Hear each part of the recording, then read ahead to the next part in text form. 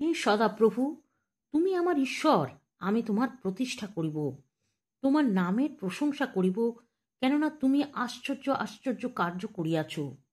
সদাপ্রভু ন্যায় বিচারের ঈশ্বর, তিনি কখনো আমাদের অমঙ্গল ঘটাইবেন না।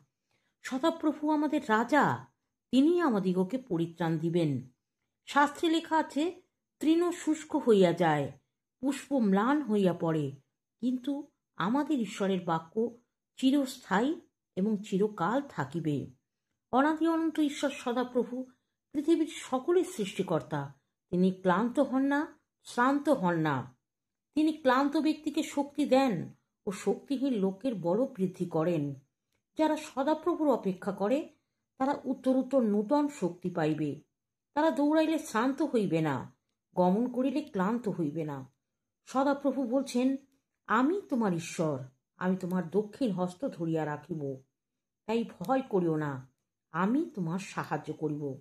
তাই আসুন আনন্দ গান সহ ঈশ্বরের স্তব করি এবং তাঁর সেবা করি, কেননা আমাদের ঈশ্বর কৃপাবান ও স্নেহশীল। তিনি আমাদের সহায় ও ঢাল। তিনি আমাদের এখনো মনে রেখেছেন এবং আশীর্বাদ করে চলেছেন। তাই সর্বদা আনন্দ করো ও সব সময় প্রার্থনা করো এবং সব অবস্থার মধ্যে ঈশ্বরকে ধন্যবাদ দাও।